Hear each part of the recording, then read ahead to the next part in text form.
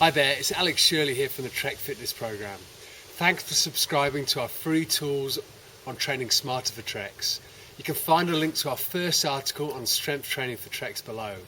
Before you go, I just want to give you some bonus information and to tell you about a way that you can cut your training time down dramatically and still get fantastic results, and that's through interval training. Now, if you haven't heard about interval training, then I'm really excited to be able to share this with you, because there's heaps and heaps of recent research studies that show that interval training is one of the most effective ways to train, and it involves much less wear and tear on your body than conventional training techniques. So what's interval training? Interval training involves alternating short bursts of high intensity exercise with easy recoveries.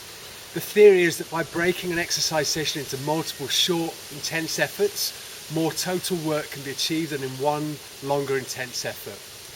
One of the things you're really going to love about interval training is it hardly takes any time at all to actually do. One study compared 20 minutes of high intensity interval training, which involved a 30-second sprint followed by a 4-minute rest, and they repeated this for 20 minutes, and they compared that with 90 to 120 minutes of steady training in the target heart rate zone. Now, the study showed that the subjects gained the same improvement in their fitness from both programs.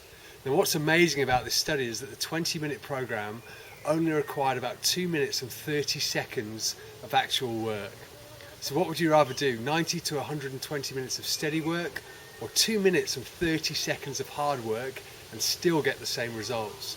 So this is the perfect training tool for people that are really busy and that are training for a trek. So how do we go about doing an interval training session? Now, although there's no single accepted formula for the ratio of intense exercise to recovery, Paul Chek in 2004 recommends that the high intensity phase should be long and strenuous enough that a person is out of breath, typically around 30 seconds to 3 minutes of exercise at high intensity, with 30 seconds to 5 minutes of rest. Now, if you're of average fitness and have typical stresses of modern living, then you shouldn't go above 80 to 85% maximum heart rate or a strong effort. If you have no medical conditions, you have low lifestyle stresses and have good levels of physical fitness, then you will respond better to the stresses of exercise and can therefore train much harder and up to 90% of maximum heart rate or a very strong effort.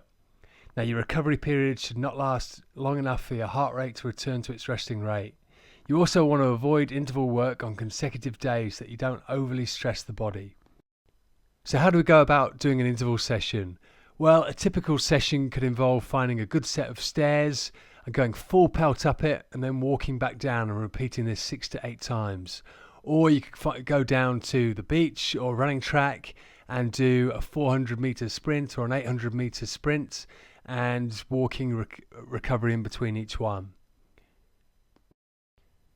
The thing to remember with interval training though is to warm up properly before your first interval. So you might want to do 10 to 15 minutes of warm up and then take it easy on your first interval before increasing the intensity. Also, after your intervals, make sure you cool down properly with 10 to 15 minutes of cool down. So get out there and start using interval training. It will really improve your fitness.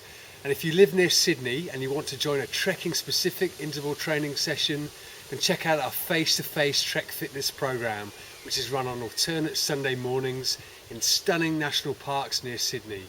I've put a link below that will show you more details, or you can go to www.primalfit.com.au.